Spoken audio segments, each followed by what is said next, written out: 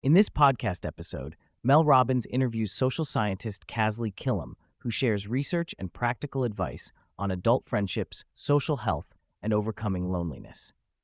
Kasley highlights the importance of social connection as a critical pillar of overall health, equal in importance to physical and mental wellness, and explains why many adults struggle with maintaining and forming friendships. The conversation covers how loneliness impacts the brain and body, common excuses that prevent social interaction, strategies for building lasting friendships, and simple habits that can strengthen social health. Kasley begins by addressing the widespread feeling of loneliness, noting that 1 in 6 Americans reports feeling isolated most of the time. She emphasizes there is no shame in experiencing loneliness and that it is a common societal issue exacerbated by modern life factors such as longer work hours, frequent moving, and increased individualism. Social health is introduced as a vital dimension of well-being alongside physical and mental health, centering on the quality of relationships. The World Health Organization has recently recognized social health's equal significance, reflecting growing awareness about the consequences of social disconnection. Research demonstrates that social connection affects not only emotional well-being, but also physical health and longevity. Supportive relationships decrease risks of illnesses like heart disease, diabetes, and dementia, and can even reduce premature mortality rates comparable to smoking or obesity. Kasley explains the physiological mechanisms behind this. Loneliness generates stress responses, releasing cortisol that increases inflammation and vulnerability to illness, while positive social interaction releases protective hormones like dopamine and oxytocin. Moreover, social health aids recovery processes. Friends and family supporting medication adherence and care can lead to better health outcomes. Despite societal challenges, Kasley stresses the individual's responsibility to actively nurture social connections. Waiting for cultural shifts will not solve the epidemic of loneliness.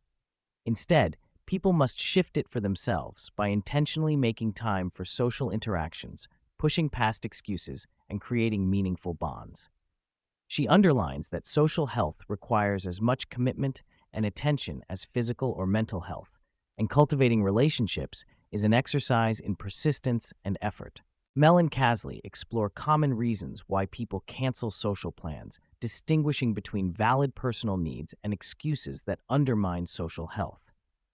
While boundaries and self-care are necessary, many reasons given for withdrawing, like "I have nothing to wear," "I'm too tired," or "I'd rather be with my pet," are categorized as excuses that perpetuate loneliness. Even social anxiety, while a real feeling, is reframed as a natural vulnerability that should be confronted rather than avoided to prevent shrinking one's social world. Kasley encourages listeners to become their own BS detectors, to discern when they are avoiding connection unnecessarily. One of the most frequent excuses, feeling too tired or burnt out, is addressed with compelling counterintuitive insight. Social interaction and supportive friendships often serve as the best antidote to exhaustion and stress. Positive connections re-energize individuals, build resilience, and provide meaning, which can help counter feelings of overwhelm in difficult times. Kasley points to research showing that socializing reduces stress's physiological impact by buffering the body's cortisol response, thereby promoting better mental and physical health. Kasley introduces the 531 formula as a practical guideline for social health. She recommends that people interact with 5 different individuals each week, maintain at least 3 close relationships, and dedicate 1 hour daily to connecting with others. This hour can be cumulative and include brief conversations, texts, or video calls. The key is variety and consistency, engaging with diverse people ranging from friends and family to coworkers and acquaintances helps build a rich social network that sustains overall well-being. To better understand social preferences, Kasley describes 4 friendship styles: butterfly, wallflower, firefly, and evergreen, which reflect different ways people enjoy connection.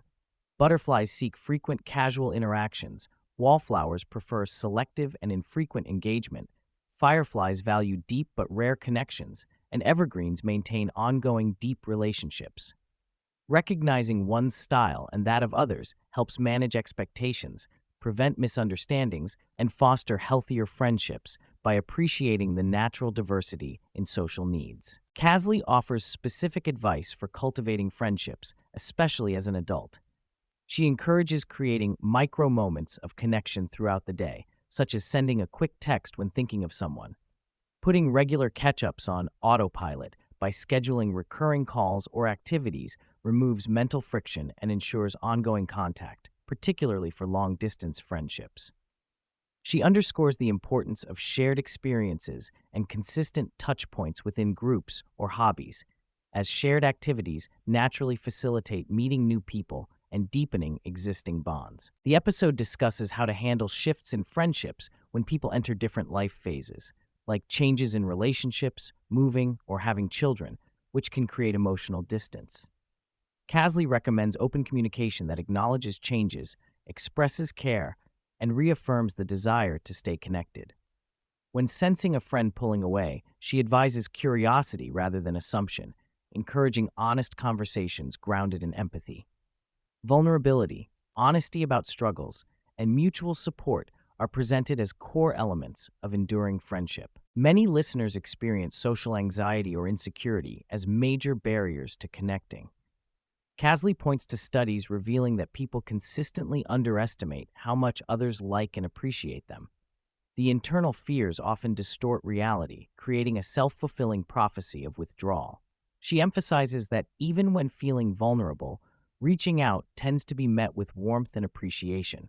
Authenticity, sharing struggles and imperfections, is vital and can transform relationships by building trust and closeness. Kasley and Mel conclude that social health is dynamic and requires ongoing effort throughout life. Just as people maintain physical and mental fitness, they must also stretch, rest, tone, and flex their social muscles. This means seeking new social opportunities, allowing for solitude when needed, deepening meaningful relationships, and enjoying social interactions. Most importantly, being present and engaged during everyday interactions, whether with family, friends, colleagues, or even strangers, can instantly enhance feelings of connection and fulfillment. The single most important takeaway Kasley highlights is the power of presence. Being fully present and engaging earnestly in existing interactions, asking questions, listening, and showing care can reverse feelings of loneliness and deepen friendships. Small acts, like sending a thoughtful message or making a phone call, can catalyze significant positive change. Kasley offers an encouraging message to listeners. The ability to improve social health lies within their own hands, and even a little effort toward connection can make life much richer for themselves and the people around them.